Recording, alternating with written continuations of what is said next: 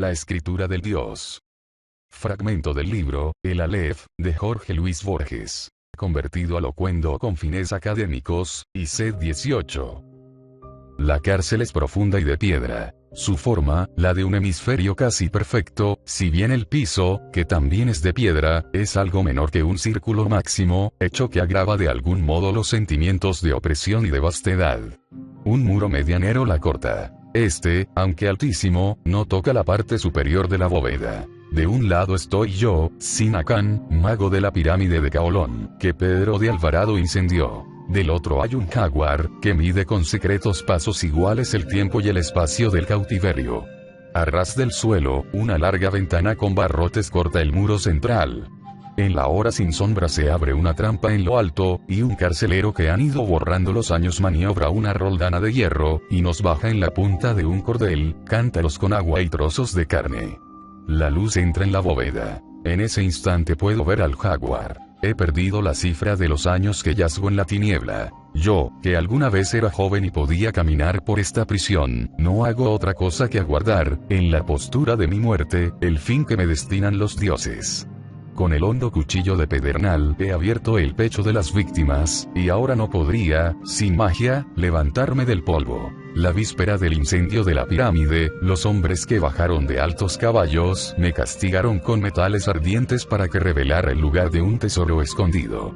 Abatieron, delante de mis ojos, el ídolo del dios. Pero este no me abandonó y me mantuvo silencioso entre los tormentos. Me laceraron, me rompieron, me deformaron, y luego desperté en esta cárcel, que ya no dejaré en mi vida mortal. Urgido por la fatalidad de hacer algo, de poblar de algún modo el tiempo, quise recordar, en mi sombra, todo lo que sabía. Noches enteras malgasté en recordar el orden y el número de unas sierpes de piedra o la forma de un árbol medicinal. Así fui revelando los años, así fui entrando en posesión de lo que ya era mío. Una noche sentí que me acercaba a un recuerdo preciso. Antes de ver el mar, el viajero siente una agitación en la sangre. Horas después empecé a avistar el recuerdo. Era una de las tradiciones del dios.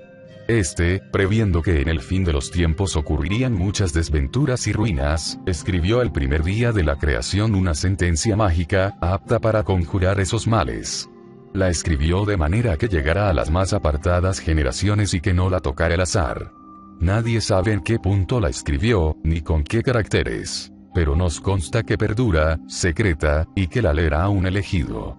Consideré que estábamos, como siempre, en el fin de los tiempos y que mi destino de último sacerdote del Dios me daría acceso al privilegio de intuir esa escritura.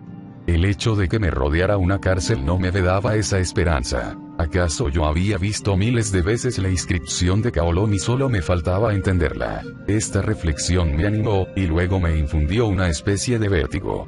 En el ámbito de la tierra hay formas antiguas, formas incorruptibles y eternas. Cualquiera de ellas podía ser el símbolo buscado.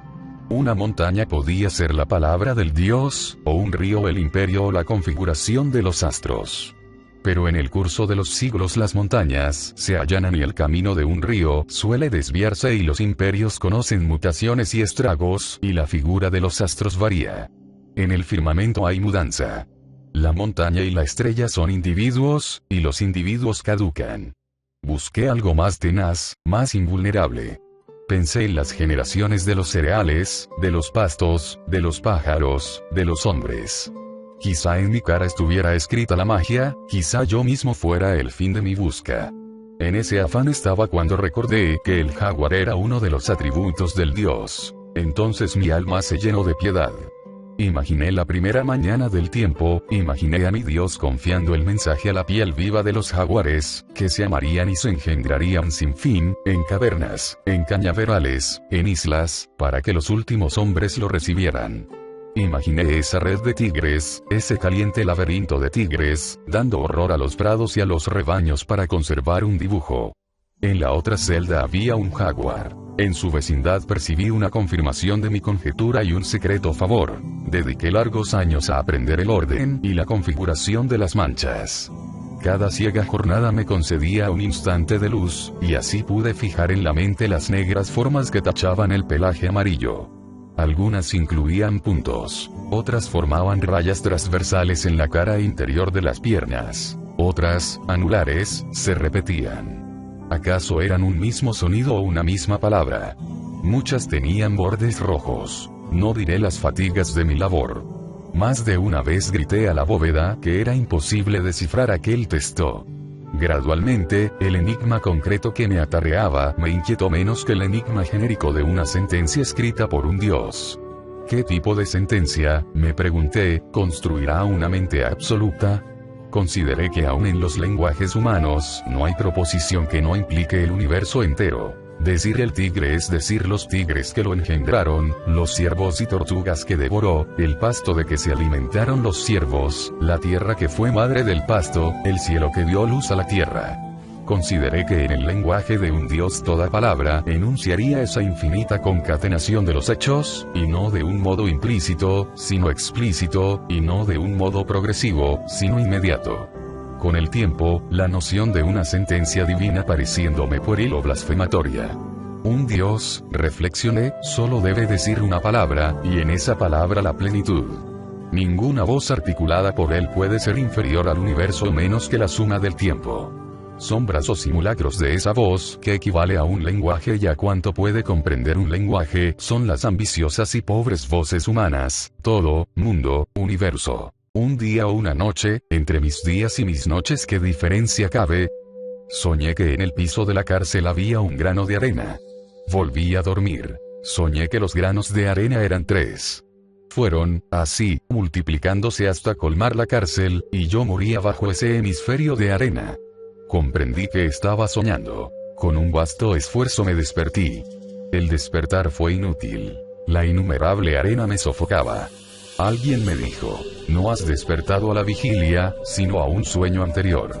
Ese sueño está dentro de otro, y así hasta lo infinito, que es el número de los granos de arena. El camino que habrás de desandar es interminable, y morirás antes de haber despertado realmente. Me sentí perdido. La arena me rompía la boca, pero grité, ni una arena soñada puede matarme, ni hay sueños que estén dentro de sueños.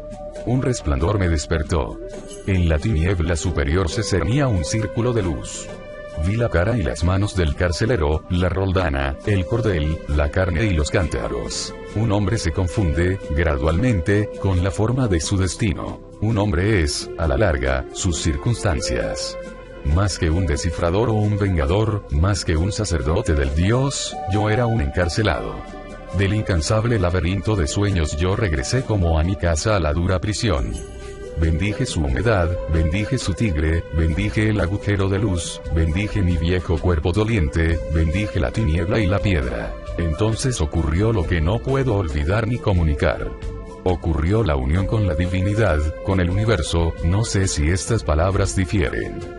El éxtasis no repite sus símbolos. Hay quien ha visto a Dios en un resplandor, hay quien lo ha percibido en una espada o en los círculos de una rosa. Yo vi una rueda altísima, que no estaba delante de mis ojos, ni detrás, ni a los lados, sino en todas partes, a un tiempo. Esa rueda estaba hecha de agua, pero también de fuego, y era, aunque se veía el borde, infinita. Entretejidas, la formaban todas las cosas que serán, que son y que fueron, y yo era una de las hebras de esa trama total, y Pedro de Alvarado, que me dio tormento, era otra. Ahí estaban las causas y los efectos, y me bastaba ver esa rueda para entenderlo todo, sin fin. Oh dicha de entender, mayor que la de imaginar o la de sentir. Vi el universo y vi los íntimos designios del universo. Vi los orígenes que narra el libro del común. Vi las montañas que surgieron del agua, vi los primeros hombres de palo, vi las tinajas que se volvieron contra los hombres, vi los perros que les destrozaron las caras. Vi el Dios sin cara que hay detrás de los dioses. Vi infinitos procesos que formaban una sola felicidad, y, entendiéndolo todo, alcancé también a entender las escrituras del tigre. Es una fórmula de 14 palabras casuales, que parecen casuales, y me bastaría decirla en voz alta para ser todopoderoso. Me bastaría decirla para abolir esta cárcel de piedra, para que el día entrara en mi noche, para ser joven, para ser inmortal, para que el tigre destrozara a Alvarado, para sumir el santo cuchillo en pechos españoles, para reconstruir la pirámide, para reconstruir el imperio. 40 sílabas, 14 palabras, y yo, Sinacán, regiría las tierras que rigió Moctezuma. Pero yo sé que nunca diré esas palabras, porque ya no me acuerdo de Sinacán. Que muera conmigo el misterio que está escrito en los tigres. Quien ha entrevisto el universo, quien ha entrevisto los ardientes designios del universo, no puede pensar en un hombre, en sus triviales dichas o desventuras, aunque ese hombre sea él. Ese hombre ha sido él, y ahora no le importa. ¿Qué le importa la suerte de aquel otro? ¿Qué le importa la nación de aquel otro, si él, ahora, es nadie? Por eso no pronuncio la fórmula, por eso dejo que me olviden los días, acostado en la oscuridad.